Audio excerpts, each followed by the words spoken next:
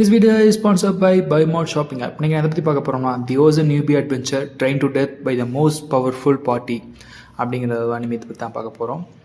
இந்த அனிமியோட கான்செப்ட்னு பார்த்தீங்கன்னா ஹண்டர்ஸ், நான் ஹண்ட் பண்ணுறோம், மான்ஸ்டர்ஸை ஹண்ட் பண்ணுறதும் அந்த கான்செப்டில் தான் போகுது. இது மாதிரி ஜென்ரலில் இப்போ நிறைய அனிமீஸ் வந்துருச்சு. பட் இருந்தாலும் இந்த அனிமி எனக்கு ஒரு ஸ்பெஷலாக தெரியுது. மற்ற எல்லா அனிமிலையுமே பார்த்தீங்கன்னா ஒரு யங் ஹீரோ இருப்பார். அவர் மெயின் கேரக்டர் அவர் மட்டும் தான் காட்டியிருப்பாங்க. அந்த மெயின் கேரக்டர் எல்லாத்தையும் டிஃபீட் பண்ணிட்டு வர மாதிரி இருக்கும், இல்லை லெவலப்பாக வர மாதிரி இருக்கும்.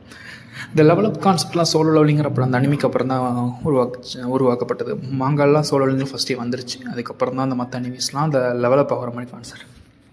சிலதெல்லாம் ஹண்ட் பண்ணிட்டு இருக்க மாதிரி இருக்கும், கில்ட் இருக்கும், கில்ட்லேருந்து ஹண்ட் பண்ணுற மாதிரி. இதுவும் அதே கான்செப்ட் தான், பட் இதில் ஒரு சின்ன சேஞ்ச் வச்சுருக்காங்க. அந்த சேஞ்ச் தான் இந்த அனிமி ரொம்ப எப்பிக்காக காட்டியிருக்குன்னு நான் சொல்லுவேன். வேறுன்னு பார்த்தீங்கன்னா இதில் நம்ம ஹீரோ பேர் ரிக் அப்படிங்கிறவர் தான்.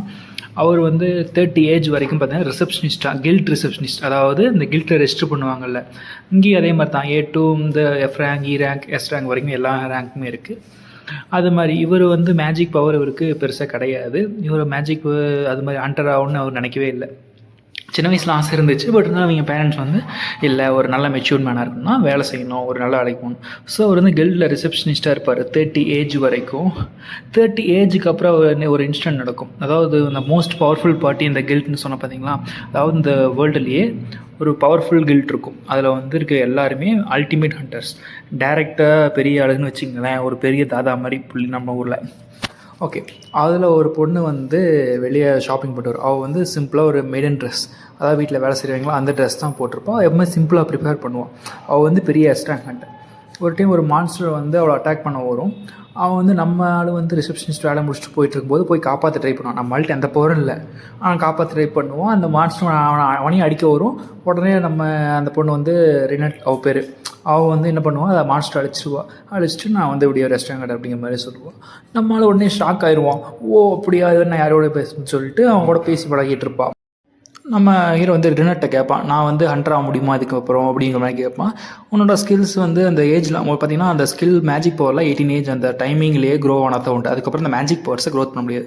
ஸோ நீ இருக்க ஸ்டேஜெல்லாம் வாய்ப்பு இல்லை அப்படிங்கிற மாதிரி சொல்லிடுவா. சரி ஓகே அப்படின்னு போயிடும். பட் இவனுக்கு ஒரு இன்ஹெரிட்டன்ஸ் ஸ்கில் இருக்குது. அது எல்லா டைம்லையும் வெளியே வராது. இது வரைக்கும் அவனுக்கு வெளியே வந்ததும் கிடையாது. இன்னொருக்கு ரொம்ப முக்கிய ஒரு சுச்சுவேஷனில் பார்த்தீங்கன்னா ஒரு ட்ராகன் அட்டாக் பண்ணும். நம்ம ரினட் பவர்ஃபுல் தான், பட் இருந்தாலும் அந்த ட்ராகன்ஸ் அதெல்லாம் பார்த்தா கொஞ்சம் ஒரு மாதிரி ஆயிடுவா. ஸோ அவள் ஸ்டாச்சுவாக ஃப்ரீஸாக நிற்கும் போது நம்ம ஹீரோவோட இன்ஹெரண்ட் ஸ்கில் வெளியே அது ஒன்றும் அது அவன் நினச்சப்போ வராது, பட் அது வெளியே வந்துடும். ஸோ அதுக்கப்புறம் ஓகே உன்னால் ஆக முடியும், நல்லா ஃபைட்டர் ஆக முடியும்னு சொல்லிட்டு ஹண்ட் பண்ண முடியும் அப்படின்னு சொல்லிட்டு அவனை கூப்பிட்டு போய் ட்ரைனிங் கொடுப்பாங்க. அவன் கில்ட்டில் ஜாயின் பண்ணி விடுவான். கில்ட்டில் மொத்தம் 4 பேர் இருப்பாங்க. ஒவ்வொருத்தருக்கும் ஒவ்வொரு பவர் இருக்கும். இந்த கில்ட் மாஸ்டர் ரொம்ப பவர்ஃபுல்லான ஆள். அவர் தான் உருவாக்குனார் அந்த லீடர், அந்த கில்ட்டோட லீடர்.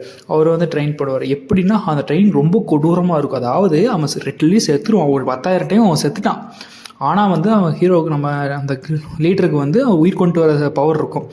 டெத் ஆன உடனே அவனை உயிர் கொண்டு வர முடியும். லிட்டரலி அவன் செத்து ட்ரெயின் ஆகி வந்துட்டுருக்கான். இப்படி அவனோட 2 இயர்ஸ், அவன் ஏஜ் 30. அவன் அதை கேட்கும்போது அந்த கில்ட்டில் ஜாயின் பண்ணும்போது 2 இயர்ஸ் அவன் அவ்வளோ இதாக ட்ரெயின் பண்ணுவாங்க. அவன் பல டைம் இறந்து போயிருக்கான், டெத் ஆகிருக்கான். மறுபடியும் அவனை ரிவைவ் பண்ணி கொண்டு வருவாங்க. இதில் இருக்க அந்த பாட்டிலுக்கு எல்லாருமே ஹெல்ப் பண்ணியிருப்பாங்க. அவனை நல்லா ஒரு ஃபுல்லாக ஸ்ட்ராங்காக மாற்றிருப்பாங்க. 2 இயர்ஸில் மேஜிக் பவர்ஸை இன்க்ரீஸ் பண்ண முடியாததுனால அவன் ஃபிசிக்கல் பவர்ஸும் இன்க்ரீஸ் பண்ணியிருப்பாங்க. அவன் ஃபிசிக்கல் பவர் பார்த்திங்கன்னா ஒரு அல்டிமேட் லெவல் இருக்கும்.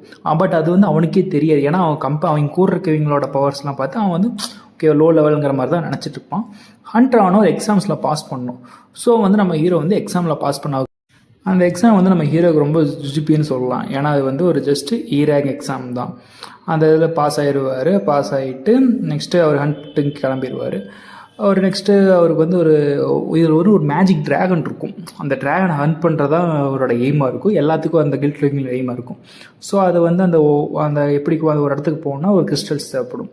அந்த கிறிஸ்டல் கிடைக்கிற ஒரு இடத்துக்கு போவாங்க. அங்கே ஃபைட் பண்ணால் தான் அது கிடைக்கும் அப்படிங்கிற மாதிரி இருக்கும். ஸோ இவங்க எல்லாருமே ஃபைட் பண்ணுவாங்க. லிட்டரலி அந்த இடத்துல ஒரு டீச்சர் ஸ்டூடெண்ட் அப்படிங்கிற ஒரு கான்செப்ட் வரும். அதாவது ஒரு லீடரோடையே அவன் ஃபைட் பண்ணுற மாதிரி இருக்கும். அது ஆப்போசிட்காக சும்மா என்டர்டெயின்மெண்ட் தான், பட் அவங்க ஒரிஜினல் பவருக்காக ஃபைட் பண்ணுவாங்க. இந்த அனிமையில் பார்த்திங்கன்னா மொத்தம் எல்லாமே ஒரு நல்லா இதாக போகும். நம்ம ஹீரோவோட பவர் அவர் ரியலைஸே பண்ணியிருக்க மாட்டார், நான் அவருக்கு அவ்வளோ பவர் இருக்குங்கிறது. பட் லேட்டர் ரியலைஸ் பண்ணிடுவார் மற்றவங்களோட ஃபைட் பண்ணும்போதெல்லாம் இந்த இடத்துல. ஓகே, இந்த இதில் முக்கியமான ஒரு கருத்து என்ன சொல்ல வருதுன்னா, ஏஜ் இஸ் ஜஸ்ட் நம்பர் அப்படின்னு பதிவு பண்ணுது.